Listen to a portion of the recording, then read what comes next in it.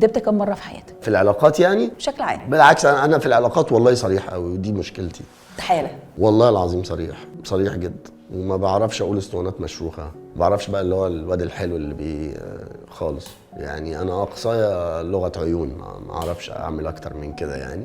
لكن في النهايه احيانا بقى ايه، مش هقول لك الكذب الابيض، بس اللي هو ايه يعني، الواحد لما بيحب يشيل من على دماغه فاللي هو يعني بيبقى بيهرب يعني، كذب للهروب يعني، مش حاجه تانية. انت ليه محسسني ان انت مسالم؟ والله انا مسالم، بس هو يعني المسالم ده غضب وحش. مفيش حد يقول على نفسه مسالم على فكره. ابني انا احس بدايه، ما تقولش على نفسك مسالم.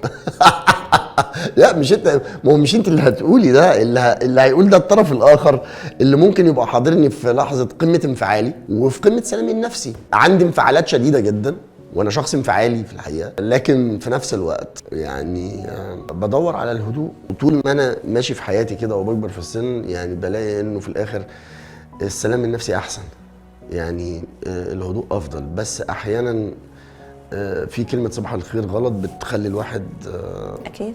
بس في الاخر يعني انا ببقى يعني بدور على ازاي ابقى رايق يعني، بدور ازاي ابقى سعيد يعني، ازاي ابقى رايق يعني، اللي هو في الاخر انا مروح البيت ازاي انام. طبعا ببقى مروح فيه تفاصيل وحاجات كلها ليها علاقة بشغلي وتفاصيلي، ولما بصحى ببقى كول وهادي وبقى عندي تفاصيلي يومي يعني. اقدر اقول لك انه بحاول ابعد عن الانفعال، بس الحياة فيها بقى اكيد حاجات تخلينا نروح للانفعالات كتير.